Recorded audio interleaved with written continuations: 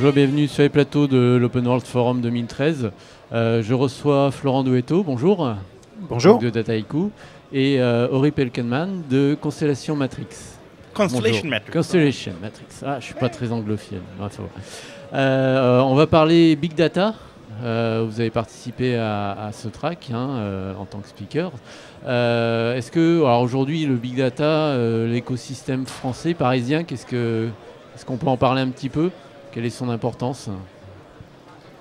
C'est un écosystème qui est très dynamique et qui grossit à vue d'œil, où il y a un nombre de startups très important et une forte compétence technique qui commence à être vraiment reconnue à l'étranger. Et donc là, je pense qu'on a une vraie chance en France en fait, d'avoir un fonds technologique important et des acteurs très dynamiques dans cet écosystème. Donc dans cette track data dans laquelle il y a Florian Douetto, mais aussi Vincent Eschling en tant que co-leader. Et une chose intéressante précisément, c'est qu'on a des speakers comme Ted Danning de chez Mapper, et un plus grand expert on ne peut pas avoir, qui arrive de loin. Mais ce n'est pas, disons, c'est pas au rabais qu'on a pris les speakers locaux, parce qu'on a réellement des gens qui sont parmi les créateurs des technologies les plus intéressantes. Tu peux donner quelques exemples? Donc on n'aura pas, par exemple, Olivier Grizel, l'auteur de Scikit-Learn, mais qui est l'un des fondateurs de Paris Data Geeks, qui est les meet-up qui co-organisent cette chose-là, mais on aura, je sais pas, Sam Bessala. Voilà, il y a des gens qui crient Olivier. et il y aura par exemple Sam Bessala qui va présenter MLBase. On aura Jonathan Winandi pour parler des choses très très intéressantes, en gros sur la préservation de l'intention de la donnée. Le line-up est très très riche, donc vous auriez les vidéos entières, je crois, en ligne. Je vous propose de les visiter. Mais d'une manière générale, on peut dire qu'aujourd'hui, peut-être la différence d'il y a quelques années, pour les gens qui s'intéressaient à la data science et au machine learning, ce n'est pas un nouveau domaine. Et qu'il y a un vrai intérêt, une densité incroyable de talents. Et aujourd'hui, on voit sortir énormément, surtout des petites boîtes, il faut dire, mais avec une excellence technique remarquable, qui réussissent à faire des projets remarquables aussi. Et donc, on peut espérer que l'année prochaine va prouver encore qu'il y a de vrais leaders qui peuvent en sortir. Donc on a à la fois des utilisateurs, des développeurs, un système complet en fait dans le Big Data. Tout à fait, parce que toujours il faut rappeler, de temps en temps on oublie que la France est le deuxième marché en dépenses en IT sur la planète. On a de nombreuses banques en France, très grosses. Et donc les problématiques qui appellent à l'utilisation de ce type de technologie sont assez demandées ici. Il est vrai que ce n'est pas forcément évident pour les petites structures, et très souvent, il s'agit d'abord de petites structures en France, d'attendre aujourd'hui ces marchés à Paris, en France, et ailleurs, bizarrement, l'accès au grand marché par des startups est plus aisé, et on peut espérer que vous, décideurs publics, vous, décideurs de grands comptes qui nous écoutez, et venez voir des solutions comme Dataiku. Il y a des freins un petit peu quand même à l'adoption de ces technologies? Je pense qu'il y a des freins dans l'adoption des technologies, et notamment on a un écosystème open source autour du big data qui est énorme et qui est très riche. On a rarement vu dans un domaine en fait, un écosystème open source aussi riche, et c'est lié à des contributions majeures de grands acteurs américains comme LinkedIn, Yahoo, Google, etc. depuis quasiment 10 ans. Donc l'écosystème est énormément riche.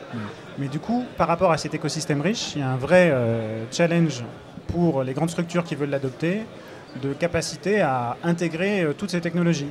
Et justement, par exemple, chez Dataiku, on travaille beaucoup sur la démocratisation de l'accès à ces technologies d'analyse de données et de les rendre accessibles en fait, au plus grand nombre. Et ça, c'est vrai qu'il y a un vrai challenge là-dessus. En fait. Il faut dire qu'aujourd'hui encore, ce ne sera pas peut-être le cas même, je dirais, dans une année. Aujourd'hui, il faut un data scientist, il faut un bonhomme. C'est-à-dire, on a les grosses machines, et en gros, très souvent, elles sont suffisamment grosses et nos logiciels sont suffisamment bons pour que parler de big data est souvent impropre. dans le sens où nous, les experts, on sait faire avec des infrastructures assez modiques, ce qui aujourd'hui nécessite des infrastructures énormes, par exemple, dans les banques.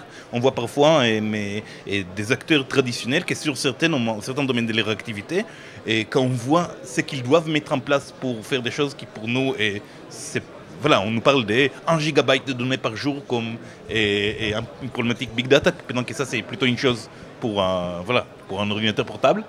Et donc aujourd'hui encore, sur la question de la démocratisation, et c'est une très bonne nouvelle pour l'emploi, d'accord, il faut du bonhomme. Et très souvent il faut des petites structures aussi, parce qu'en interne, les acteurs n'ont pas forcément accès à la science récente. Quand je dis science, je dirais plutôt à l'ingénierie récente, et que très souvent, assez bizarrement, ces projets Big Data se transforment en des choses catastrophiques. Et c'est qui est aussi peut-être le risque dans notre domaine. C'est-à-dire qu'on voit des projets mal se passer, mais souvent aussi c'est parce que voilà, il n'y a pas forcément eu le bon accompagnement. Le bon accompagnement, la chose la plus rationnelle, les petits projets Big Data, plutôt les non-projets de Big Data. D'habitude, il vaut mieux commencer avec un tout petit projet, parce que... Pour mettre les pieds à l'étrier. Il y a des questions aussi un petit peu d'ordre éthique, je crois, qui sont abordées. C'est par rapport à la donnée, justement, et on en parle beaucoup, hein, avec tout ce qui s'est dit autour de la NSA, etc. C'est un sujet qui est abordé un peu aussi, je crois. Oui, c'est un des sujets des talks de cet après-midi, et c'est vrai que dans toute la communauté technique, il y a une sensibilisation forte finalement à ces problématiques de respect de la vie privée, de l'usage qu'on fait de la donnée, de traçabilité à court et à moyen terme des données et de l'usage des données personnelles en fait, qu'on se pose en tant que citoyen, mais aussi en tant qu'implémenteur et fournisseur de solutions. Et on voit chez tous nos clients en fait cette problématique-là qui devient quelque chose dont ils prennent fortement conscience, et pas confiance justement. Une des choses intéressantes, c'est de dire toujours quand on s'intéresse à ces questions-là, il y a peut-être 3 ou 4 use cases possibles pour la big data. En dehors des domaines de la science, c'est-à-dire en dehors de la génétique, et en gros là c'est ou de l'astrophysique, des choses comme ça. Et en dehors de ça, en gros c'est des données, des séries temporelles des données d'interaction humaine, ou celles des marchés, mais qui sont en gros aussi les résultats en gros quand même des... Ouais, il y a tout. Et donc quand on travaille là-dessus, on ne peut que tomber sur des projets très difficiles pour nous éthiquement, parfois. Et c'est une des choses vraiment intéressantes aussi, c'est que dans ces discussions, on peut parfois apporter, même du côté technique, des réponses expliquant comment peut-on faire mais pour améliorer ces marges, sans forcément devenir vraiment incroyablement méchant. Et donc on aura 3 intervenants même sur la question dans la partie Big Data, ça va même clôturer les tracks.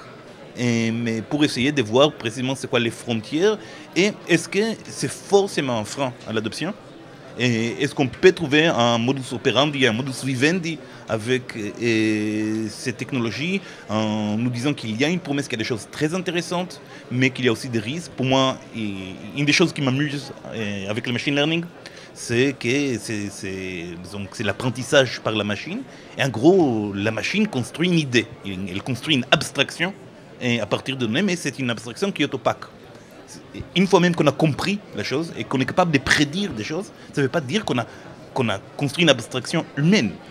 Et une des choses vraiment que je trouve sur le côté éthique assez intéressant, ça veut dire qu'on va arriver dans un monde dans lequel les abstractions même ne seront plus accessibles pour nous. C'est-à-dire ça va être des machines qui consomment les raisonnements d'autres machines, mais qui vont avoir des effets immédiats sur les primes d'assurance qu'on va payer, mais sur tout détail dans nos vies, il va y avoir ces machines et ces abstractions. Et une des questions intéressantes toujours dans notre domaine, c'est aujourd'hui on y va dans ce sens du moment où la machine sait, c'est très bien, du moment où on peut prouver scientifiquement, et on peut, qu'elle sait prédire, parce que si elle sait prédire qu'un monsieur, il y a des chances plus fortes qu'il achète un produit. Et en effet, on lui montre ses produits plus souvent. Et en effet, cette classe de personnes achète plus souvent. On a prouvé par l'argent et on a prouvé par la chose qui intéresse mon client, le fait qu'on sait prédire. que la machine sait raisonner, mais on n'a pas accès au fond de ces raisonnements. Oui, tout à fait. En fait, il y a une vraie question dans cette nouvelle économie de la connaissance autour du big data, d'une structuration. Il y a la question de la data, à qui elle appartient, et donc on a l'univers de la data et l'open data. Il y a la question du logiciel pour l'exploiter, on a le logiciel et l'open source. Et en fait, quand on travaille sur ces technologies d'apprentissage automatique, etc., il y a la question du modèle, c'est-à-dire c'est quelque chose qui est issu de la data et qui est aussi de réflexion d'analyste et qui va permettre de prédire, de comprendre le comportement des gens. Et il y a une question de fond, c'est de savoir à qui ce modèle appartient. Est-ce qu'il appartient à la personne qui l'a fabriqué, à la personne qui a fourni la donnée, à la personne qui édite des logiciels, à l'usager final? Et en fait, finalement, il y a des vraies questions autour de ça qui sont au fond des sujets brûlants en termes de propriété de données et de son usage sur le long terme. Et est-ce qu'un jour on aura des open models qui permettront, que tout le monde mettra sur la communauté, qui permettront de savoir si l'adresse email d'une... Si une personne est un homme et une femme d'après son comportement en ligne ou d'après son adresse email et qu'on pourra partager, ça c'est des vraies questions. Et dernière chose là-dessus, et nous on sait qu'il n'y a jamais trop de données. Et donc les gagnants automatiques dans cette bataille-là, c'est celui qui a le plus de données.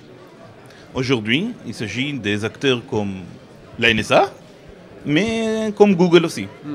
Et que sans une action concentrée, intéressée, citoyenne, aussi bien de nous les techos citoyens que les pouvoirs publics et les sociétés qui ne souhaitent pas mourir, dans le sens où si aujourd'hui elles ne commencent pas à appliquer et s'intéresser à ces technologies-là, elles vont rater les bus et elles ne pourront qu'être clients soit de l'État, soit des grandes entreprises, et que si on veut externaliser son marketing chez ces gens-là, c'est bien, mais si on souhaite pouvoir garder des latitudes de liberté, c'est une bonne idée. Ben voilà, on voit qu'il y a un sacré challenge en tout cas à venir. Merci beaucoup pour cet éclairage sur le big data.